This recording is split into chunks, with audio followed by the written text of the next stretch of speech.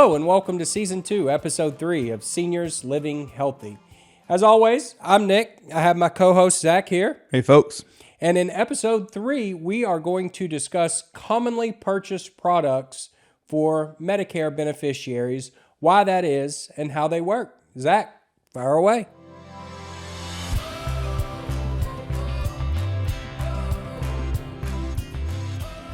So the first one we're going to explore a little bit is the one that, like I said, if we had a nickel for every time someone asked about this, we'd retired 10 years ago. Absolutely. Dental, vision, and hearing plans. Yep. A lot of people ask about those because they have them through work. Mm-hmm. They retire. Mm-hmm. Then they get Medicare explained to them.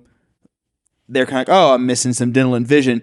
Kind of explain there what Medicare covers when it comes to dental and vision and how a dental vision plan can plug into those gaps. Yeah, so it's important to remember that Medicare does not cover routine dental and vision services, Zach, right? And what I mean by routine is non-medically necessary, right? So for those things like x-rays, for cleanings, for cavities, basic services Medicare doesn't cover. And the same can be said for vision, right? Those eye exams, those lenses, those frames, Medicare doesn't cover, right? So the purpose of dental vision hearing policies is to come in behind Medicare, offer those basic benefits day one, right? And offer the mid-level benefits, day one. And up until recently, major services, specifically on dental, weren't covered, right? They had a 1-year waiting period. So we're excited to announce that one of our large partners has just introduced a dental vision hearing product that has day one coverage on major services as well. So really not going too deep into benefits there, Zach, because all the plans differ. The thing to know is these plans are designed to cover basic benefits 100% day one, while also offering coverage for more major things day one, now in some instances as well. Yep. And so, we are a seniors geared podcast. Sure. But you don't have to be a senior to buy these plans. Absolutely, yeah. So the good news is, we can sell dental vision hearing policies to anybody age 18 to 89, right? And the thing to know is here, you do not have to have Medicare, nor do you have to have any other type of insurance to purchase this policy. However, if you do have other insurance, this policy does not affect it back or forth one way or the other. Yeah, and so, kind of looking at people we do have on Medicare supplements. Sure. Not about how these policies can be bought, obviously, standalone policies, but we do have some companies that offer a discount if you sign up for them at the same time. Yeah, so two things there. Number one, most of the products that we sell, Zach, and we're kind of guilty of being pigeonholed here, are individual policies, right? Whether it's a Medicare Advantage plan, a Medicare supplement plan, a final expense plan, etc., they're individual policies. However, one of our providers actually allows us to sell policies to individuals and spouses, individuals and children, and families, meaning two spouses and children. So if you are not 65, you're not Medicare eligible, and you're needing insurance like this, you can buy this policy too. So, again, you've kind of touched on the waiting periods. There's no real qualifications for this. There's no health questions involved with it. Are there networks and things like that on these plans? Yeah. So, some of our providers have networks and some don't. I'm thinking of one of our providers, they are open access. Any dentist or eye doctor is allowed to bill them. However, it's worth mentioning, you always want to make sure you are seeing a network provider when participating in a network-based policy, because that's where the lowest cost is going to be, right? So we do have plans that have no networks. They can be used nationwide. However, for all dental vision products, you're going to want to make sure you use a preferred provider whenever possible to get the lowest cost to you. Yeah. And something else kind of talking about adding on there, most times these vision riders, they're riders versus standalone. But if you're on Medicare, if you're diabetic, you're covered eye-wise, vision-wise there. So kind of wrapping up the dental and vision coverage, These plans, they vary across the board. Really, any age can be when you pick those up. They don't have to be in our senior market here, but their main goal is covering those cleanings, routine things that Medicare is not going to deem medically necessary and pick up. Yeah, and it's also worth mentioning here, there's different types of policies, right? So, if we get the highest level policy with day one major coverage, it's not going to be so inexpensive, right? I mean, relatively speaking. However, for those individuals that are just looking for basic services, right, there are some phenomenally affordable plans out there that offer 2 free teeth cleanings and corresponding exams each year, 80% coverage day one on basic services like fillings, extractions, etc. So if you're wondering, if A, you need this coverage, or B, if it's affordable, reach out. Once again, our job is to ask the utilization questions. Our job is to ask what your goals are. And then ultimately, we'll try to match a plan to you that fits all or as much of your criteria as possible.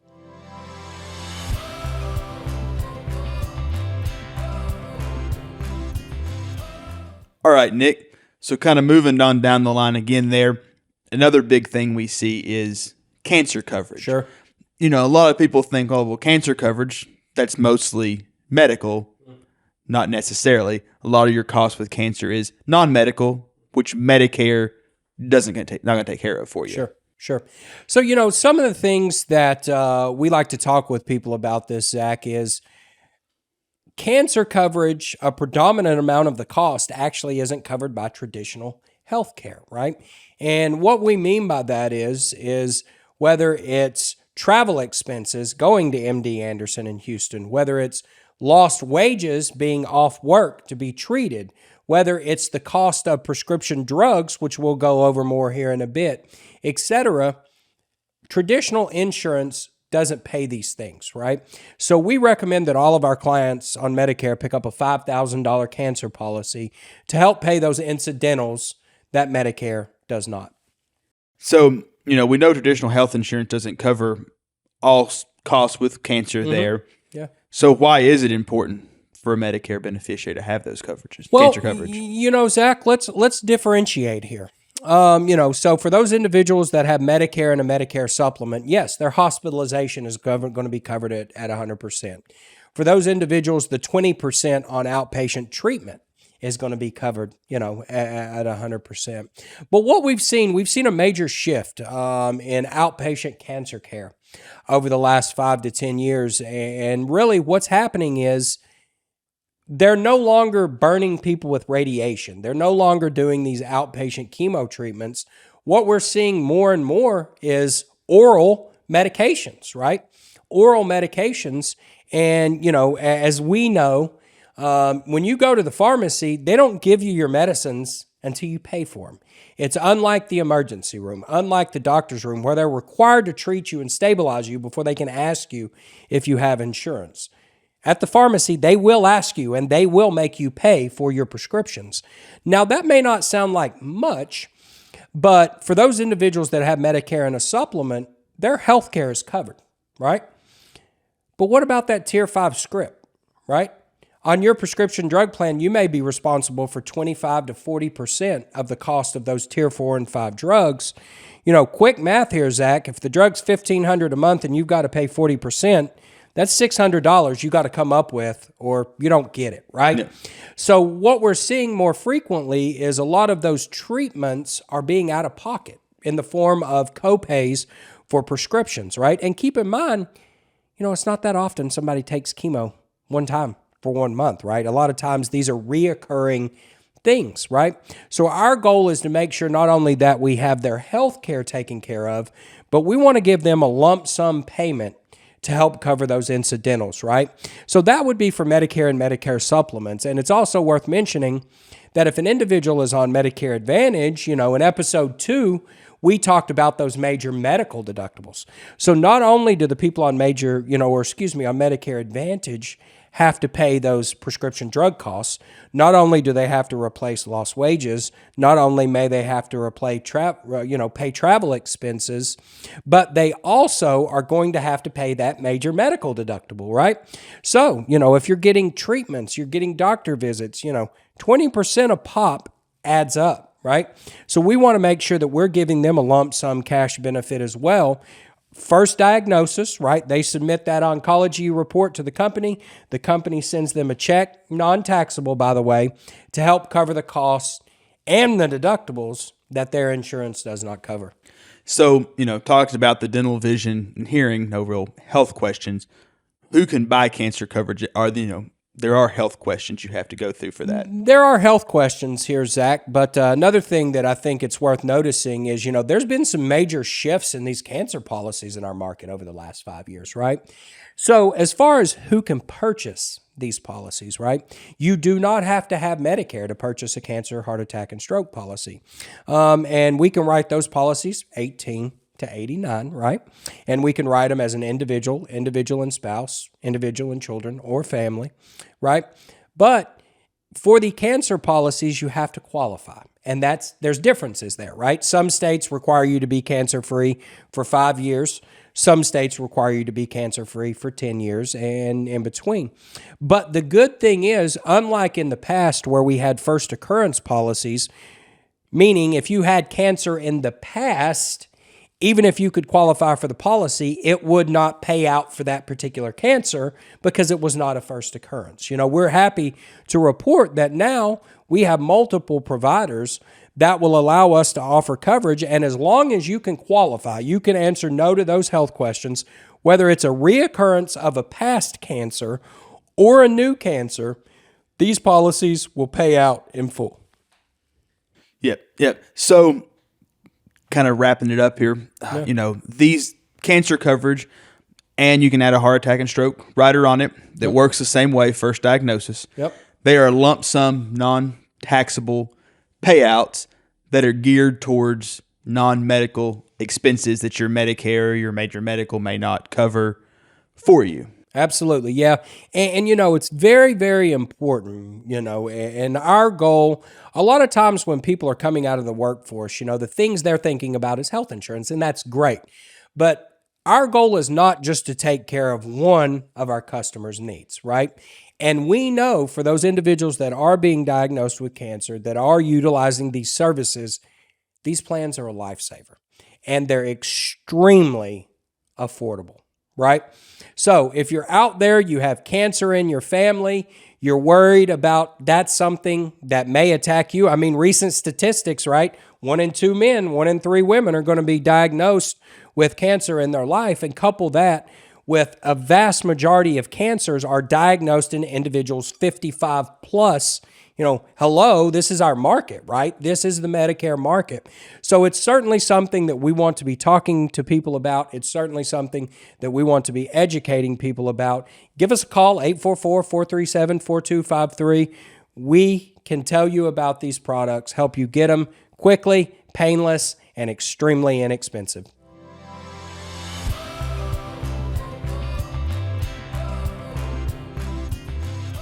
All right, Nick, so the last big complementary product we deal with a lot in our market, asked a lot about, is final expense life insurance. Mm-hmm. It's the one insurance product, Zach, you're guaranteed to use, right? Yep, sure is, 100%.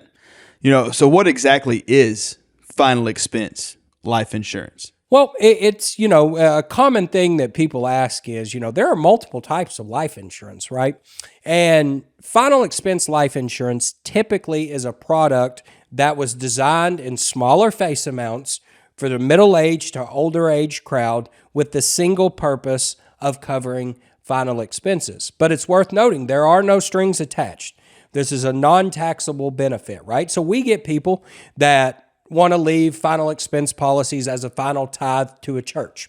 We get people that want to leave final expense policies to children. We get people, that want to list any type of beneficiary on these types of policies, and that's fine. But ultimately, the policies were designed to cover the final expenses when ultimately that time comes for all of us. Yep. And one of the things I think is big on these types of plans they're simple is the best way to put it.